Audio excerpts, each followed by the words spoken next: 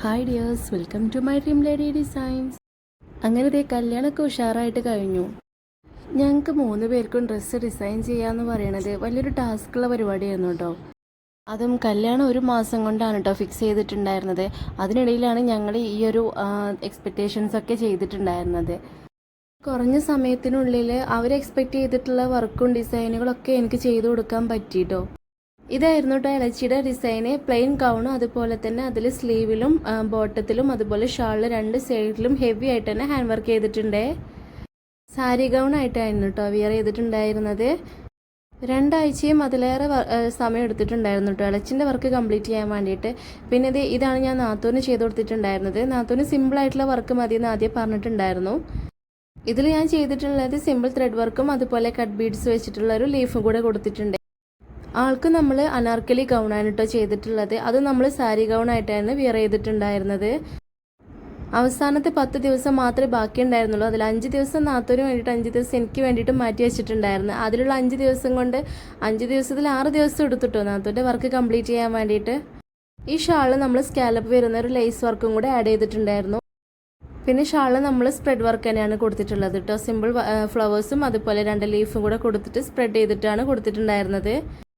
അതും ഷാൾ ഫുള്ളായിട്ട് കൊടുക്കാനൊന്നും ടൈം ഇട്ടുണ്ടായിരുന്നില്ല. അതുകൊണ്ട് തന്നെ നമ്മൾ കാണുന്ന ഭാഗത്ത് മാത്രമാണ് കേട്ടോ വർക്ക് കൊടുത്തിട്ടുണ്ടായിരുന്നത്. ഇനി കല്യാണം കഴിഞ്ഞിട്ട് അതൊക്കെ കംപ്ലീറ്റ് ചെയ്ത് കൊടുക്കാനാണ്. അപ്പോൾ ഈ സിമ്പിൾ ഗൗൺ ഇഷ്ടമായാൽ ലൈക്ക് ചെയ്യാൻ മറക്കല്ലേ.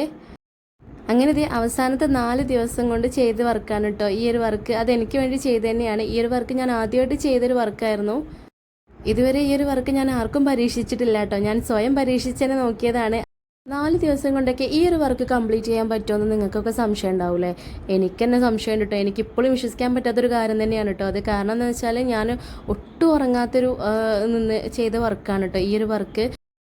അതിനിടയിൽ പകലൊന്നും എനിക്ക് എൻ്റെ മോനും കൊണ്ട് വർക്ക് ചെയ്യാൻ പറ്റിയിട്ടുണ്ടായിരുന്നില്ല കേട്ടോ. ആൾ ഭയങ്കര സീനായിരുന്നു. അവന് അസുഖവും കാര്യങ്ങളൊക്കെ ആയി കഴിഞ്ഞാൽ ഉമ്മയത്തുനിന്ന് വിടാതെയുള്ള കരച്ചിലും കാര്യങ്ങളൊക്കെ ആയിരുന്നു കേട്ടോ. അപ്പോൾ സത്യം പറഞ്ഞാൽ അവസാനമായപ്പോൾ എനിക്ക് ഒരുപാട് ടെൻഷനും കരച്ചിലൊക്കെ വന്നിട്ടുള്ളൊരു സമയമായിരുന്നു. എങ്കിലും ഞാൻ എങ്ങനെയെങ്കിലും ഇത് തീർക്കണം എന്നുള്ളൊരു വാശിയും അതൊക്കെ ഉണ്ടായിരുന്നു കേട്ടോ. അതുകൊണ്ട് തന്നെ ഉറക്കമൊഴിച്ചാലും പ്രശ്നം ഉണ്ടായിരുന്നില്ല. എനിക്ക് എൻ്റെ ഒരു വർക്ക് എങ്ങനെയെങ്കിലുമൊക്കെ കംപ്ലീറ്റ് ചെയ്യണം എന്നുള്ള ആഗ്രഹം ഉണ്ടായിരുന്നു. അതുകൊണ്ട് തന്നെയാണ് ഞാൻ എൻ്റെ ഒരു വർക്ക് ലാസ്റ്റിലേക്ക് വെച്ചിട്ടുണ്ടായിരുന്നത്.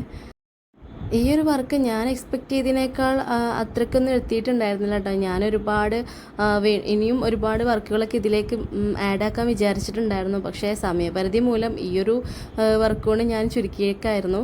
എങ്കിലും എനിക്ക് കുഴപ്പമില്ലാന്ന് തോന്നിയിട്ടുണ്ടായിരുന്നു കേട്ടോ ഈ വർക്ക്. പിന്നെ ഒരുപാട് പേര് നല്ല അഭിപ്രായങ്ങളൊക്കെ പറഞ്ഞപ്പോൾ ഒരുപാട് എനിക്ക് സന്തോഷമായി. അങ്ങനെ മറ്റുള്ളവരുടെ നല്ല നല്ല വാക്കുകൾ കേൾക്കുമ്പോൾ നമ്മളെടുത്ത എഫേർട്ടൊന്നും അല്ലാതായി തോന്നും കേട്ടോ. അങ്ങനെ ഞങ്ങളുടെ കല്യാണത്തിൻ്റെ ഔട്ട്ലുക്ക് ഒന്ന് കാണണ്ടേ? അതേ കണ്ടു നോക്കൂട്ടോ. ഇഷ്ടമായാൽ നമ്മുടെ ചാനൽ ഒന്ന് സബ്സ്ക്രൈബ് ചെയ്ത് കൂടെ മറക്കല്ലേ. ഇതുപോലുള്ള വെറൈറ്റി വീഡിയോസുമായിട്ട് നമുക്ക് വീണ്ടും കാണാം. Thank you for watching.